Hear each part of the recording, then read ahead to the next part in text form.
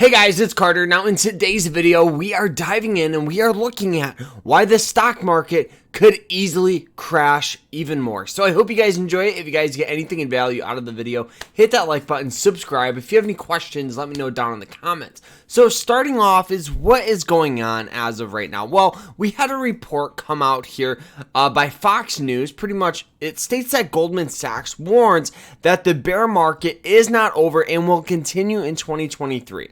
And I just kind of want to break down pretty much what this is stating here.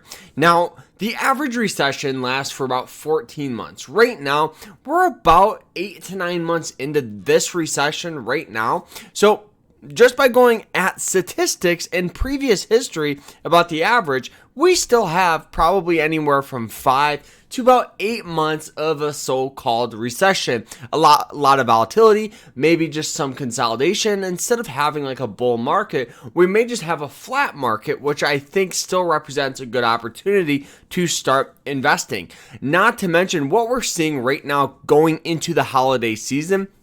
We're seeing a whole bunch of sell-off from retail stocks, right? If we go ahead and we pull up Target, ticker symbol TGT, what we see is this stock that was once trading for $262 literally get obliterated and go from 262 all the way down to 135, and then it climbed back up to 176 and then absolutely got obliterated again. You'll notice this massive sell-off because they came out and pretty much stated that there is a high chance that we have a weak holiday season. I definitely think that is a more likely to happen. I'm comparing it to 2021, right? Last year, everybody had a great holiday season.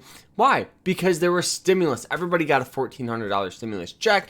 People had a lot of money. Now, what we're seeing is high inflation. We're seeing high interest rates. We're seeing all these things that really classify a recession, and we're going to be here for a minute, guys.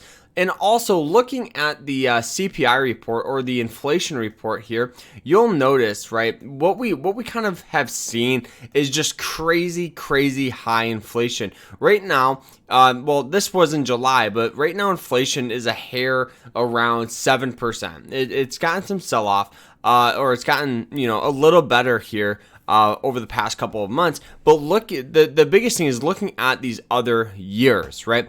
Looking at the 70s, because I love to compare the 70s to now. And the reason why is because during the 70s, they had to take out trillions of dollars to get through the Vietnam War. They had high inflation, high interest rates, very similar stuff to what we're experiencing right now. And if we go ahead and we look at it, it went from 1970 all the way up to 14% by the 80s before we finally got a little cool down here.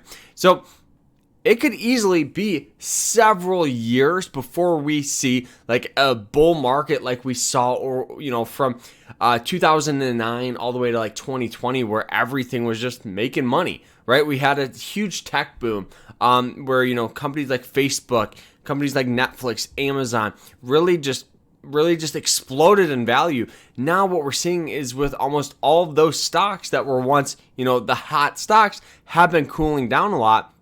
And a lot of people have been putting their money in companies like Waste Management, companies that you and I know of, companies that do very well, pretty much no matter what, right? Looking at this report here, we have a beautiful upward trend on Waste Management, dividends, really a solid pick.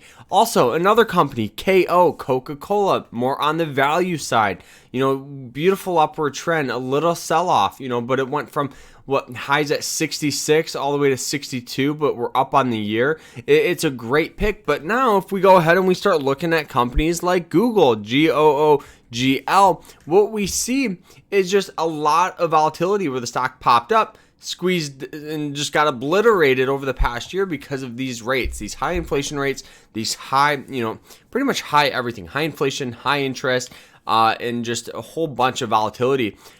I also believe, right, if we go ahead and we look at the S&P 500, SPX here, which is that index that represents the top 500 companies, what we see is that beautiful upward trend, and then it's sold off about 22%. So answering that question of should you buy Should you buy stocks? Of course you should. There's never a better opportunity than the present, but it all comes down to outlook. If you're looking to make money tomorrow, don't invest, honestly. But if you're looking to invest for retirement, there is never a bad opportunity to start investing.